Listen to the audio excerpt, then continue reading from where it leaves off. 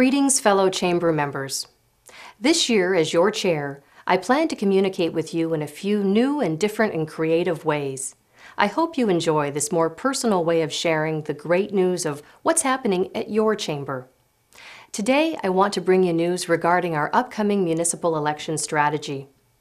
At our June board meeting, I shared a number of goals with our board. Two of the key goals being to increase the voice of the chamber and to determine our advocacy priorities and bring them forward in a more strategic way. It's time for the chamber to go in a fresh, new direction and become more bottom-up than top-down, to become more proactive as opposed to reactive, to be more focused, to take the concerns of you, our members, and make them heard more loudly than ever. We are a member organization, and you collectively are the voice of business in Windsor-Essex.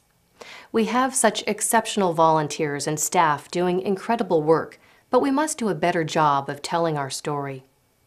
Shortly after that meeting in June, I spoke with Matt Marchand about coming on board and chairing our Government Relations Committee. Matt brings a wealth of experience, and many of you will remember him from his service in the Mayor's office during the 1990s, and now in his position of Director of Government Affairs for the Continental Rail Gateway. This committee had sat dormant for the past year, and I knew this was going to be a year that we would want to have a solid strategy for the election. He, along with the aid of Policy Manager Igor Seljanowski, created a comprehensive municipal election strategy, one that brings your issues to the forefront.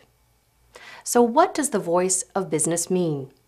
That was the first thing that Matt and Igor were tasked with doing, to quantify this statement.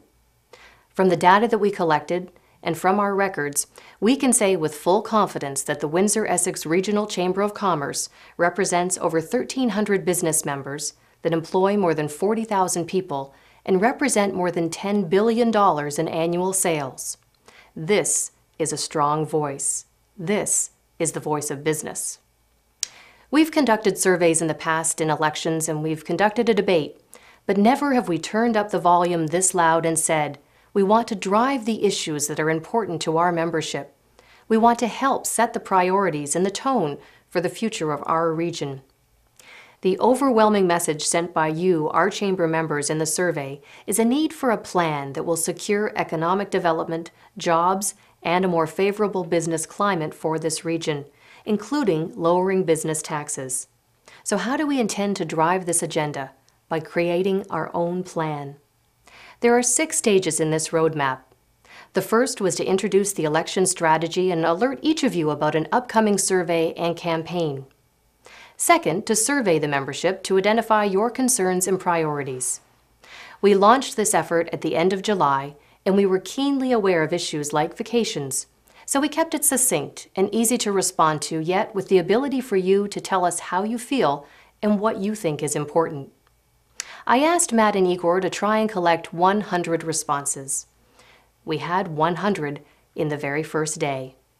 We closed the survey after 3 weeks with over 250 responses. We're thrilled with this response rate. You have said we want to be heard in this election. Our next step is to share with you the results of the survey and with as many candidates as possible before and shortly after the declaration deadline for candidates. We began by meeting with the mayor and the warden, have continued with conducting one-on-one and small group meetings with all of the incumbents and candidates in Windsor and the mayors and deputy mayors in the county. I would characterize these meetings as very successful, and they have been highly attentive and receptive to what we have had to share. Our next step is a public awareness campaign leading up to Election Day. This includes seeking exposure in local and regional media to inform the general public as well as all of the candidates in our membership of the results of our election advocacy. The second goal is to influence the debate and focus attention as much as possible on the Chamber's issues in advance of the election. Finally, we will conclude our plan by providing visibility on Election Day and by following up post-election with all of the candidates to offer our congratulations on your behalf and express thanks to those who were not successful. We will be hosting a mayoral debate on October 5th, and this plans to be an exciting and well-attended luncheon. We will be back to you to seek out questions later this month.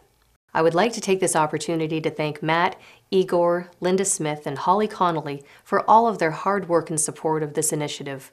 I hope you agree that we're increasing the volume and driving the issues, indeed, being the voice of business. As a special note, please don't forget we're hosting the Governor of the Bank of Canada at a luncheon on September 30th. I know we are all looking forward to hearing what Mark Carney has to share with our membership. The full results of our Chamber's municipal election survey can be accessed on the Chamber's website at www.windsorchamber.org. Thank you for your time, your kind attention, and I look forward to seeing you all soon.